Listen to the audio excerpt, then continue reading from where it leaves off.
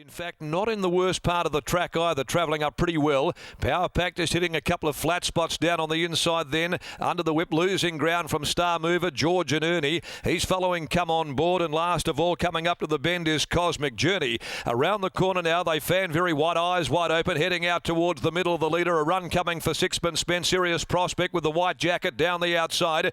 Come On Board running on as well, and so's George and Ernie. At the 200, Serious Prospect in front. Here comes George and Ernie, and Come On Board, Sixpence Spent, eyes wide open. George and Ernie goes up now, joins Serious Prospect. It's George and Ernie with all the momentum, storming down the outside, grabbing the lead, and George and Ernie came away to win more than a length. Serious Prospect. Sixpence Spent's third home from either Come On Board or Eyes Wide Open, followed home then by Jakuku. Power Pack never looked comfortable at all down on the inside in running. Further back behind them to Kim Shanghai, Star Mover, and back at the tail end of the field, Cosmic Journey.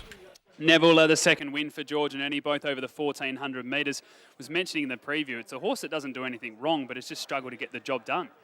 Yeah, he's had I guess he's, we've put him in some pretty good company at times, and he's only been a Class 1 horse. He was actually due to run on Saturday, which I thought he would have gone very well, but we got washed out, unfortunately, and fortunately I nominated him for this race, and we were able to get a start, and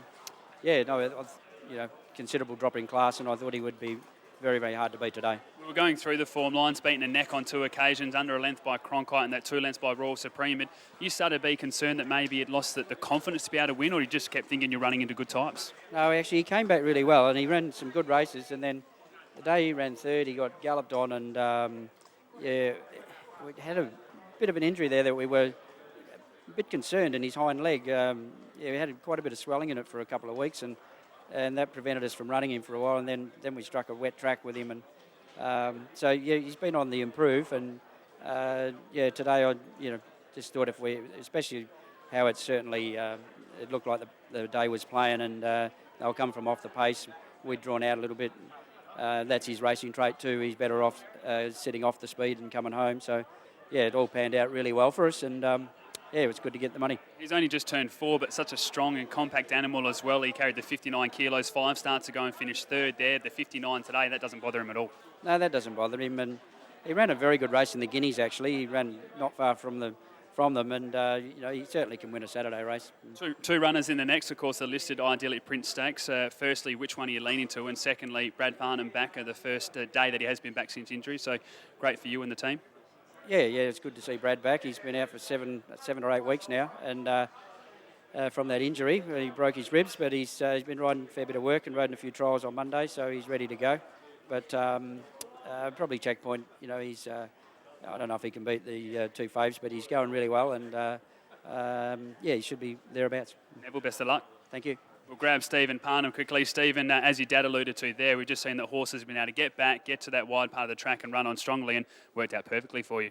Yeah, that's right, it did. He had some weight on his back, so we were just looking to give him a good run early, and he tracked up 3 deep, and I was able to bring him out wider just to give him a dig and get him into the race and interested, and he finished the race off good then. Still got a really nice turn of foot, doesn't he?